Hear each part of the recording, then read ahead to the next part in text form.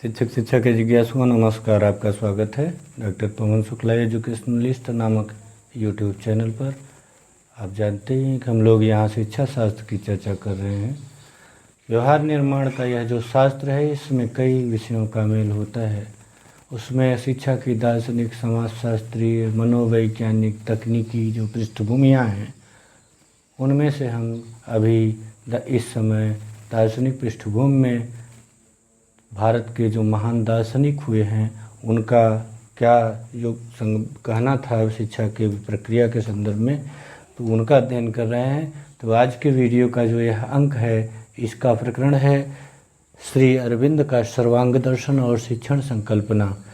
श्री अरविंद शिक्षण में शिक्षक और शिक्षण दोनों की बातें समाहित करते हैं और वे जो शिक्षण संकल्पना बताते हैं उसमें शिक्षक की बात सबसे पहले आती है, क्योंकि आपने जब श्री अरविंद का जो पिछला वीडियो मैंने डाला है उसको आप देखे होंगे तो आपको ज्ञात हो गया होगा कि श्री अरविंद का जो शिक्षा का अर्थ, उद्देश्य और छात्र संकल्पना है क्या कहती है। अब छात्र संकल्पना के बारे में जानते ही होंगे कि श्री अरविंद छात्र को देवत्व से परिपूर्ण स्वीकार करते हैं, उसे सर्वशक्तिमान स्वीकार करते हैं। वे तो एक कहते हैं कि जो ईश्वर है, सत्यचित आनंद है, वही जो है अपने आप स्वयं एक माया का रचना, माया शब्द का प्रयोग नहीं करते हुए, लेकिन उनका तात्पर्य यही होता है कि स्वयं उसने एक खेल किया है और स्वयं उसने इस धरती पर अवतार लिया है और वह अवतार सभी में है, सभी उस ईश्वर के अंश हैं। वह उसके संदर्भ में जो शिक्षण है, शिक्षण उसको कौन क्या सिखाएगा इस पर बात करते हैं कि जो छात्र है वह तो स्वयं ज्ञाता है। ज्ञान का ये जो आवरण पड़ा हुआ है उस आवरण को कैसे हटाया जाए, बस इतना ही कार्य है शिक्षक का और शिक्षण प्रक्रिया का। तो शिक्षक के संदर्भ में वे क्या कहते हैं तो देखिए, आपको यहाँ समझ में आएगा कि शिक्षक क्या है। शिक्षक निर्देशक अथवा स्वामी नहीं है, वह केवल पथ प्रदर्शक है। शिक्षक क्या है?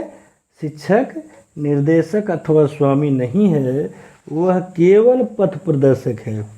श्री अरविंद कहते हैं कि जो शिक्षक है वह केवल पथ प्रदर्शक है, वह न तो निर्देशक है कि वह आदेश दे कि ऐसा करो, और न तो वह क्या है, न तो निर्देशक है और न ही स्वामी है।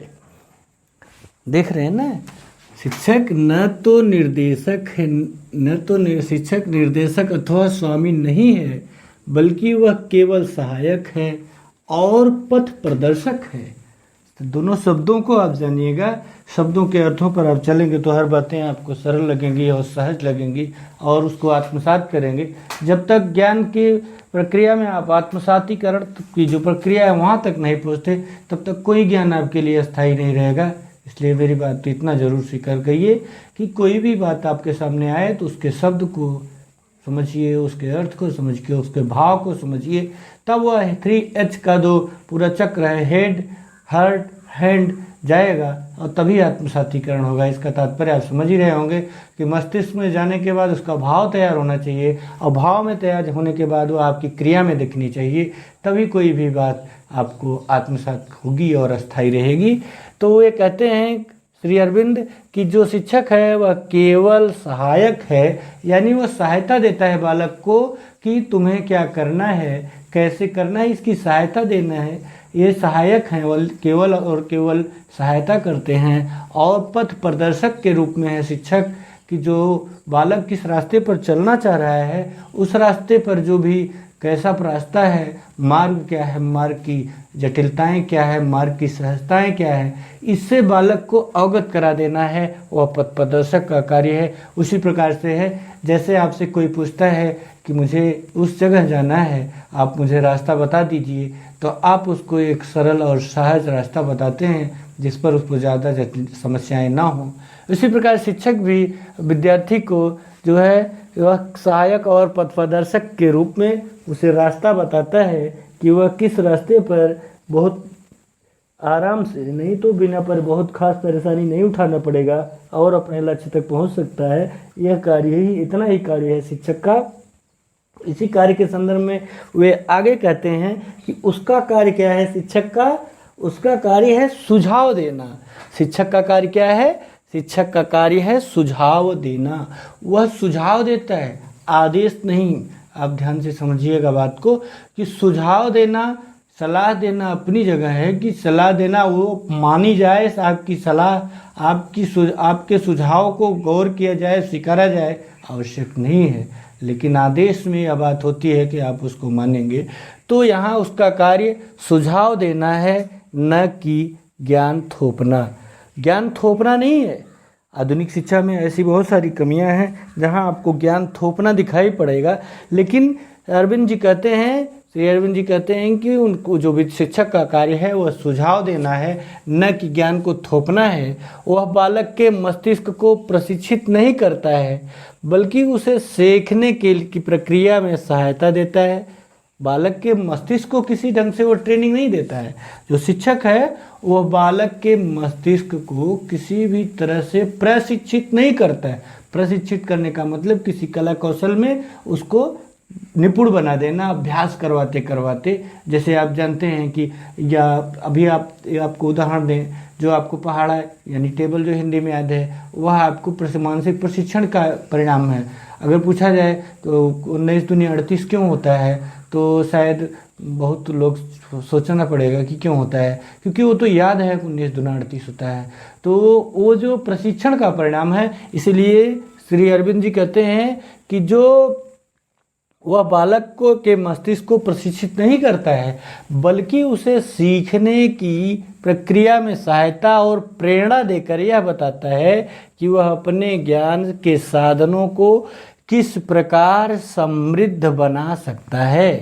ध्यान से समझिएगा बात को कि जो शिक्षक है वह क्या करता है, वह बालक के मस्तिष्क को प्रशिक्षित नहीं करता है, यानी किसी कला कौशल में उसको निपुण बनाने के लिए बार बार उसको अभ्यास नहीं करता है, अभ्यास नहीं कराता है, बल्कि क्या करता है, उसे सीखने की जो प्रक्रिया चल रही है उसमें वह सीखने की प्रक्रिया में उसे सीखने में सहायता देता है और वो प्रेरणा देता है।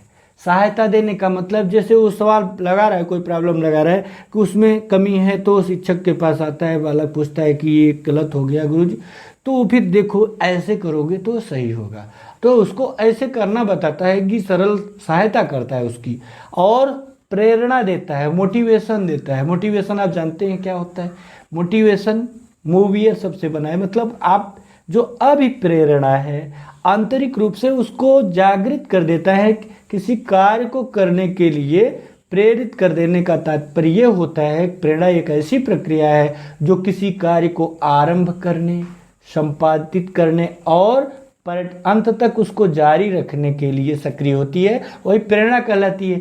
तो वो प्रेरणा देता है कि जो कार्य बालक ने शुरू किया है, आरंभ किया, संपादित करे, उसको संचालित करे, आगे बढ़ाए और वह लक्ष्य तक उसको ले जाए, यह कार्य अब प्रेरणा का है। तो शिक्षक जो है उसको मस्तिष्क को वो प्रशिक्षित नहीं करता है, उसे सीखने की प्रक्रिया में सहायता देता है और प्रेरणा देकर यह बताता है कि बालक अपने जो ज्ञान के साधन हैं, बालक जिसे सीखना चाह रहा है, जिस प्रक्रिया से, जिस माध्यम से, जिन संसाधनों से सीखना चाह रहा है, उन साधनों को किस प्रकार अच्छा समृद्ध बना सकता है। मैंने समृद्ध बनाने का मतलब आप जान ही रहे हैं कि किस प्रकार से उनको उच्च स्तर का बना सकता है। वह छात्रों को ज्ञान नहीं देता है, अपितु उसे यह बताता है कि ज्ञान को कैसे प्राप्त किया जाएगा।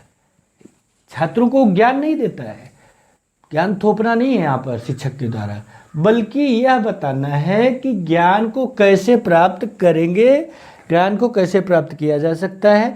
वह बालक के अंतर्निहित ज्ञान को बाहर नहीं निकलता है, वह बालक के जो अंतर्निहित ज्ञान है उसको बाहर नहीं निकालता है, बल्कि उसे वह केवल यह बताता है कि ज्ञान कहाँ है और उसको बाहर निकालने के लिए किस प्रकार आदत डाली जा सकती है। शिक्षक बालक के जो मस्तिष्क में ज्ञान विराजमान है, क्योंकि वह स्वयं जब सर्वशक्तिमान का स्वरूप है तो उसमें निश्चित रूप से अनंत ज्ञान है, तो उस अनंत ज्ञान को कोई बाहर कैसे निकालेगा। बाहरी व्यक्ति जो जिसमें है, जैसे मेरे मस्तिष्क में जो कुछ मेरे इस अस्तित्व में है, उसको कोई और बाहर कैसे निकाल सकता है? सोचिएगा जरा, जो आप में है, आपके अस्तित्व में है, उसको कोई और बाहर कैसे निकाल सकता है? जब तक कि आप स्वयं उस ज्ञान को, उस जो कुछ भी है उसको आप स्वयं प्रेरित होकर के अपने आप निकालने के लिए तैयार नहीं होंगे, तत्पर नहीं होंगे, तब तक वह नहीं निकलेगा। इसीलिए श्री अरविंद कहते हैं कि आदत डालो, कैसे ज्ञान को निकालोगे। तो वह शिक्षक केवल इतना ही उसको करेगा कि ज्ञान को किस प्रकार से जो उसमें विद्यमान है उसको निकाला जाए, उसकी आदत कैसे डाली जा सकती है, ज्ञान कहाँ है यह बता देता है कि देखिए भाई, ज्ञान तुम्हारा कहाँ है, तुम कहाँ से इसको अच्छे ढंग से लगा सकते हो, कैसे इसको सीख सकते हो, कहाँ से इसको कर सकते हो। तो इसको करने के लिए तुमको कुछ तो आदतें, कुछ तो क्रियाकलाप सीखने होंगे, कुछ बातें आपको समझनी होंगी और वो बातें आदत के रूप में होंगी। तो किस प्रकार की आदत डाली जा सकती है, यही कार्य है शिक्षक का। इतना कार्य पर्याप्त है। तो देखा जाए तो ये शिक्षक, जो शिक्षक की संकल्पना है, यह आपको प्रकृतिवाद, रूसो जैसी, टैगोर जैसी, गांधी जैसी संकल्पना के बहुत करीब ले जाती है। शिक्षक की संकल्पना श्री अरविंद की, तो हमें आशा है, नहीं पूर्ण विश्वास है कि आप शिक्षक संकल्पना से पूर्ण रूप से परिचित हो गए होंगे। चलिए थोड़ा सा एक स्टेटमेंट इनका और कथन देख लेते हैं, जिसमें श्री अरविंद जी क्या कहते हैं। श्री अरविंद जी कहते हैं कि जो शिक्षक है राष्ट्रीय संस्कृति का चतुर्माली है। शिक्षक क्या है? वो जो नेशनल कल्चर है, राष्ट्रीय संस्कृति का वह चतुर्माली है। शिक्षक के हाथ में बहुत कुछ होता है, वह चतुर्माली है। वो सहायता देता है, वो प्रेरणा देता है, वो रास्ता सहज मार्ग बता देता है और बिना दबाव के बताता है। आपको जो भी बातें कोई आपको जीवन में बिना दबाव के मिली होंगी, बिना किसी अतिरिक्त बल के मिली होंगी, आप स्वेच्छा से मिली होंगी, आपके सहज स्वभाव से मिली होंगी, वे बातें ज़्यादा अच्छी होती हैं। तो श्री अरविंद यहाँ शिक्षक के संदर्भ में भी वही कहते हैं कि जो शिक्षक है वो राष्ट्रीय संस्कृति का चतुर्माली है। वह संस्कारों की जड़ों में खाद देता है, वह संस्कारों की जड़ों में खाद देता है। वह अपने श्रम से उन्हें सींच कर महाप्राण शक्तियाँ बनाता है। कि जो शिक्षक है वह क्या करता है, वह संस्कारों की जड़ों में खाद देता है और अपने श्रम से उन्हें सींच करके महाप्राण बना देता है। तो जो संस्कृति है, यह संस्कृत बहुत ही महत्वपूर्ण चीज़ है। राष्ट्रीय संस्कृति यह तो एक एक व्यक्तियों में जब ऐसा बनेगा, जब यही गुण एक एक व्यक्ति में विकसित होते हुए समूह में विकसित हुए, पूरे वर्ग में, फिर पूरे समाज में, तो निश्चित रूप से जो शिक्षक का कार्य है वो बहुत ही सरल और सहज हो जाता है। और जो राष्ट्रीय संस्कृति की रक्षा करना है, जो राष्ट्रीय संस्कृति की रक्षा करना है, उस राष्ट्रीय संस्कृति में वह एक चतुर्माली की भूमिका निभाता है। और जो संस्कार हैं, संस्कारों की जड़ों में वह खाद देता है अपने श्रम से, अपने श्रम और से उन्हें सींच कर महाप्राण शक्तियाँ बना देता है। एक माली क्या करता है? माली एक पौधे को लगाता है, छोटा सा पौधा है, उसको लगाता है, लगा के उसकी खाद, पानी, सूर्य की रोशनी की व्यवस्था करता है, कि सुनिश्चित करता है कि वो मिले, और उसको बाहरी खतरों से भी बचाता है। वह फूल बढ़ता है। अगर शिक्षक जो है अपने एक वह जो राष्ट्रीय संस्कृति का चतुर्माली है, वह संस्कारों की जड़ों में खाद देता है और अपने श्रम से उन्हें सींच कर महाप्राण शक्तियाँ बनाता है। ये जो कहा गया श्री अरविंद के द्वारा, यह शिक्षक के संदर्भ में बहुत ही महत्वपूर्ण बात है। आप देख ही सकते हैं कि जो इस तरह का शिक्षक होगा, प्रभावपूर्ण शिक्षण के लिए वह निश्चित रूप से इन बातों को आत्मसात करता है और व्यवहार में लागू करता है। तो दार्शनिक पृष्ठभूमि में आप देख रहे हैं अरविंद जी किस तरह से शिक्षक की संकल्पना को समझाते हैं कि वह राष्ट्रीय संस्कृति का माली है, जो नेशनल कल्चर है, जो राष्ट्र के द्वारा संचित की गई आचार व्यवहार, मानव आचार व्यवहार की जो एक प्रक्रिया है, उसको शिक्षक ही संभालता है। और शिक्षक उसके बाल को, वह जड़ संस्कारों की जड़ों में खाद देता है और अपने श्रम से सींच करके उन्हें महाप्राण शक्तियाँ बनाता है। तो ये तो थी शिक्षक के संदर्भ में बातें। अब आइए चलते हैं जरा सा शिक्षण प्रक्रिया के संदर्भ में बात करते हैं, तब शिक्षण संकल्पना समझ में आएगी। शिक्षण संकल्पना में शिक्षण और शिक्षक दोनों सम्मिलित हैं। तो यहाँ पर आप शिक्षण प्रक्रिया को देखें तो उसे श्री अरविंद कहते हैं शिक्षण प्रक्रिया को सुचारू रूप से चलाने के लिए श्री अरविंद ने कुछ मौलिक सिद्धांत प्रतिपादित किए जो कि निम्नवत हैं। पहला इसमें कौन सा है? पहला है बालक अपनी शिक्षा स्वयं करता है। पहला उनका सिद्धांत है। आप जो देखना चाहें तो समझना चाहें, आप अगर प्रकृतिवाद का मेरा वीडियो देखे होंगे तो निश्चित रूप से आपको यहाँ समझ में आ गया होगा कि बालक अपनी शिक्षा स्वयं करता है, अर्थात यहाँ प्रकृतिवाद की बात स्पष्ट रूप से दिखाई देगी आपको। अध्यापक का कार्य उसे अपनी सुसुप्त शक्तियों को समझने में सहायता करना है। जो शिक्षक का कार्य है उसे अपनी सुसुप्त शक्तियों में, यानी जो सोई हुई शक्तियां हैं शिक्षक की, बालक की, उन सोई हुई शक्तियों को समझने में शिक्षक उसकी सहायता करता है। पहला सिद्धांत आप समझ गए कि बालक अपनी शिक्षा स्वयं करता है, अध्यापक का कार्य उसे अपनी सुसुप्त शक्तियों को समझने में सहायता करना है। इतना ही पहला सिद्धांत है कि बालक स्वयं सीखता है, सीखने में शिक्षक उसकी सहायता भर करता है।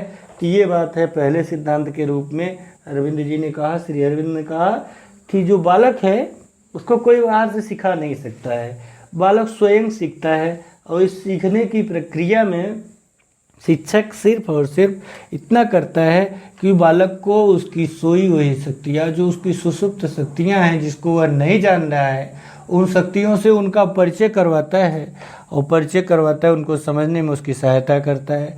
दूसरी बात, श्री अरविंद का सिद्धांत दूसरा कहता है कि जो पाठ्यक्रम है वह बालक की प्रकृति के अनुरूप हो।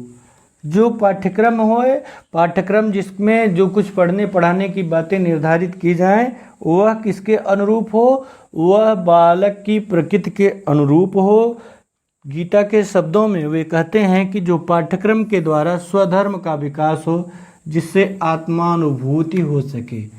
गीता के शब्दों में जो स्वधर्म है उसे ही पाठ्यक्रम में वो कहते हैं कि पाठ्यक्रम जो है वह पाठ्यक्रम के द्वारा स्वधर्म का विकास है। स्वधर्म यहाँ थोड़ा सा आप स्पष्ट हो जाए कि स्वधर्म का मतलब धारित इति धर्म, जो धारण करने योग्य है वही धर्म है। यानी हर बालक क्या व्यवहार आचरण की प्रक्रिया धारण करना चाहता है वह उसका स्वधर्म है। कौन सा बालक किस कौशल व्यवसाय में अपने आप को योग्य समझता है या उसको सीखना चाह रहा है, तो वही उसका धर्म है। और उसी धर्म के अनुसार ही पाठ्यक्रम का जो निर्माण किया जाना चाहिए, जिससे कि उस बालक को आत्मानुभूति हो सके, स्वयं की अनुभूति हो सके। यदि स्वयं की अनुभूति नहीं हो पाई तो फिर शिक्षा का कोई तात्पर्य नहीं निकलेगा। बालक को स्वयं की अनुभूति तक ले जाना ही शिक्षा का कार्य है। तीसरा जो है पाठ्यक्रम के में जो है वर्तमान से भविष्य तथा निकट से दूर का सिद्धांत अपनाना चाहिए। जो पाठ्यक्रम बनाया जाए उस पाठ्यक्रम में वर्तमान से दूर का, पाठ्यक्रम में भविष्य तथा निकट, वर्तमान और दूर का जो सिद्धांत है उसको अपनाया जाना चाहिए। कहने का मतलब जो पाठ्यक्रम रखा जाए, पाठ्यक्रम में वर्तमान से भविष्य की ओर और निकट से दूर का सिद्धांत अपनाया जाए कि आज हमें क्या आवश्यकता है, हमें क्या, जैसे भविष्य में हमारी कल्पना क्या है, एक छात्र क्या बनना चाहता है, तो जो वर्तमान है उससे भविष्य की ओर बढ़ना है। तो वर्तमान से भविष्य की ओर के संदर्भ में उसको उसके पाठ्यक्रम को, उसके क्रियाओं को निर्धारित करने में उसकी सहायता करनी चाहिए।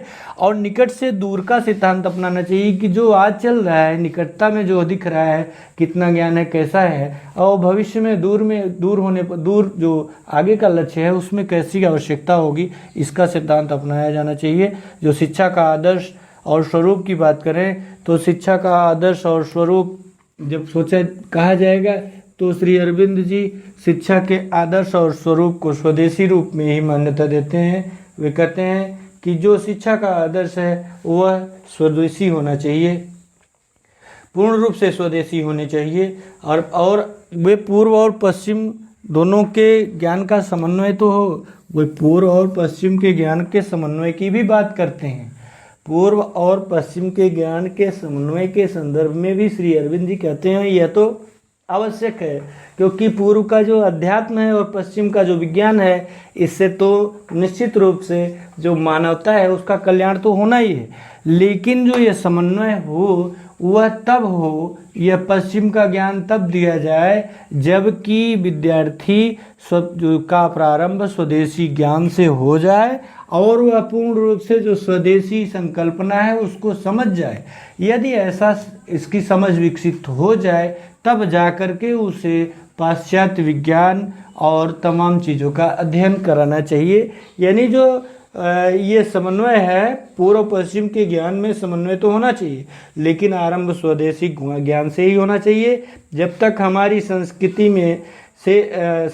में हमारी जड़ें मजबूत न हो तब तक पाश्चात्य ज्ञान प्रभावोत्पादक नहीं होगा। अर्थात जब तक हम अपनी संस्कृति को बेहतर ढंग से न जान लें, अपनी संस्कृति में हमारी जड़ें जब तक मजबूत नहीं हो जाएंगी तब तक हमको पश्चिम का ज्ञान दिया जाए वो प्रभाव नहीं डालेगा और न तो उसके प्रभाव से कुछ उत्पादन होगा, यानी न तो कोई विशेष फायदा होगा। इसलिए श्री अरविंद जी कहते हैं कि सबसे पहले तो स्वदेशी ज्ञान का प्रारंभ हो और जब हमारी संस्कृति की जड़ें मजबूत हो जाएं तब पाश्चात्य ज्ञान को लेना चाहिए। अरविंद जी कहते हैं कि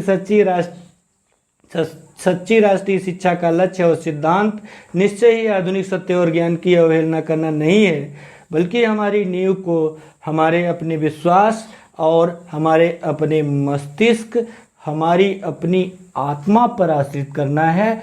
तो हमारे अपने विश्वास, हमारे अपने मस्तिष्क, हमारे अपनी आत्मा पर आश्रित करना है, तभी जा कर के आपको आत्मानुभूति होगी। और यह आत्मानुभूति किसी व्यक्ति विशेष तक ही सीमित नहीं होनी चाहिए, ये पूरे राष्ट्र की बात है। एक एक व्यक्तियों को जब ऐसी आत्मानुभूति होगी तब राष्ट्र जो होगा वह निश्चित रूप से एक स्वर्णिम भविष्य की ओर आगे बढ़ेगा। इसीलिए श्री अरविंद स्वदेशी शिक्षा, स्वदेशी पर ज्ञान पर विशेष बल देते हैं और उसके पश्चात ही पाश्चात्य के मेल की बात करते हैं, समन्वय की बात करते हैं। तो इस तरह से आज हमने जो है श्री अरविंद के सर्वांग दर्शन में शिक्षण संकल्पना के अंतर्गत शिक्षक की क्या भूमिका है, शिक्षक क्या होता है और शिक्षण की प्रक्रिया क्या हो सकती है, इसको समझा। अगले वीडियो के अंक में हम श्री अरविंद के अनुसार जो सर्वांग दर्शन है उनका पाठ्यक्रम के संदर्भ में क्या मत देता है उसको समझने का प्रयास करेंगे। आप यहाँ पर जो कुछ भी कहना है आपका कमेंट बॉक्स में स्वागत है। आप चैनल लाइक शेयर सब्सक्राइब करिए। धन्यवाद, नमस्कार।